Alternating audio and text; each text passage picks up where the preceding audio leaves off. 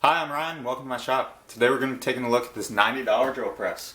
This is Wynn's 8-inch 5-speed drill press that you get on Amazon for $87 right now, which for me seems like a pretty great deal for what you are getting. Now this is the first drill press I've ever owned. It was given to me as a Christmas gift, which is pretty cool. Super thankful for that.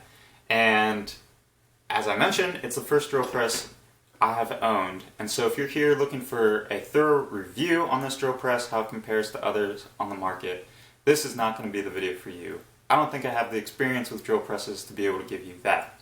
However, if you're like me, and when you're thinking about making a purchase, you just want to see the product being assembled, being unboxed, kind of get a better idea of what you're actually going to be getting than what you're able to see on the product page, then stick around. That's what I want to show you. I'll give you some thoughts at the end, but again, it won't be a thorough review.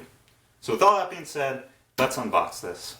And here we go. The drill press came in a fairly small package that I could easily move around, which is always nice. The first step was to open the box, which actually proved to be the hardest part of assembling this whole thing. After a good struggle with the tape and plastic ties,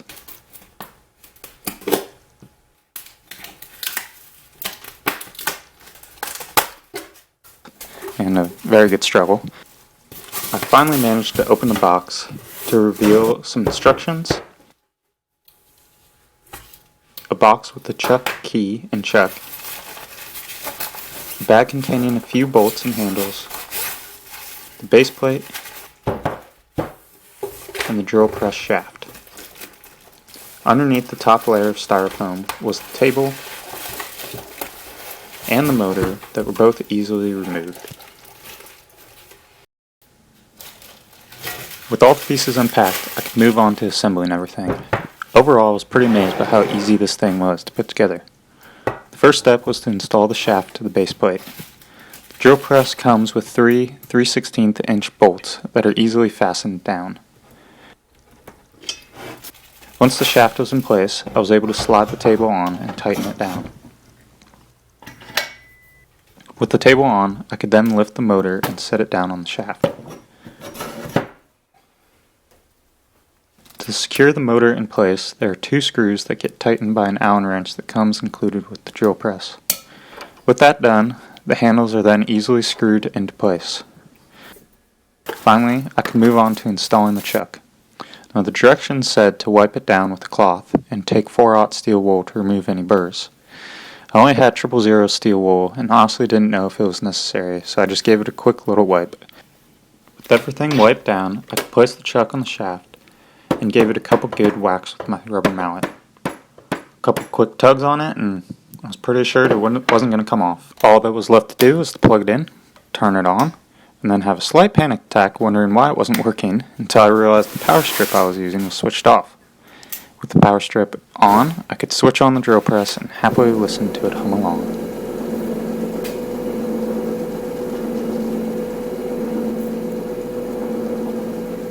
With everything together and running, I could run a couple tests. I started with some pine, and as I expected, it didn't have any problems. I then moved on to a piece of maple, which it also didn't have a problem with, but didn't really expect it to. Now what I was curious about was how it would handle a larger Forstner bit. Using a 1-inch bit and a piece of cherry, it started to get locked up and wouldn't cut.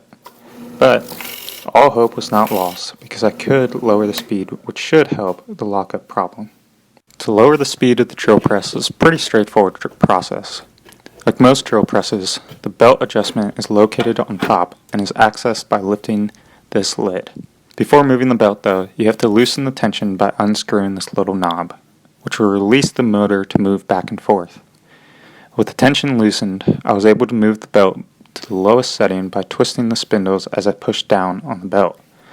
The lowest this stand goes to is 740 RPM. With the belts moved, I could apply tension by moving the motor out and retightening the knob from before. And with all that done, I was pleased to see it work wonderfully. Now I did have to go slow, and it did lock up at one point, but for my tiny shop, I'm pretty happy with how it works for the price it costs. And also, I got this bit used and not sure how sharp it is anyway, which I'm sure was maybe causing some of the lockup problems I was having. So I hope this was helpful for you to see this unboxed and assembled, or maybe just fun for you to get to watch it be unboxed and assembled. Now, is this the right drill press for you? I have no idea. For me, I know that the projects I work on, the type of work I do, the size of my shop, this is going to be just what I need. And I'm super excited to have it, super thankful it was given to me as a gift. I know there's a saying out there of, buy once, cry once. That idea that I'll eventually probably need to get a new drill press if I continue in this craft. But something I've thought about is that this is the first drill press I've ever owned, and if I were to go out and buy, a more expensive drill press, a larger one that I'll hopefully never need to buy again, I don't know if I'd have the right knowledge to know what to get. So getting to have this right now, getting to use it, I think it's going to set me up if I do ever need a new drill press in the future to kind of know more of what I need for the type of work I do. Another thing I've just kind of been thinking about is that I can oftentimes get kind of like a decision paralysis in that I'm searching, trying to find a product, and I just need to pull the trigger on something. I get too caught up in kind of hunting around, and I don't just get into the shop and get to use a tool and get to build and do what I love. And so I think something I'm trying to, kind of focus on moving forward is not focusing too much on the tools I have, but just getting to focus on actually working wood and doing what I love and continuing to kind of hone my craft. And speaking of honing my craft, I'm growing my workshop, I'm trying to grow my skills, and I'm trying to document the process along the way. So if you want to watch a young guy try to grow his craft in woodwork and follow along, that I'd love to invite you to subscribe, get to follow along with what I'm doing here. And lastly, this is the first drill press I've owned, and so I need advice. I would love to hear just any advice you have on using drill presses, on maybe this product in particular, if you've owned this, know any of its quirks, and would just love to get help from you guys. So please leave a comment if you have advice, and I'd love to hear it. So thank you for watching, and I will see you in the next video.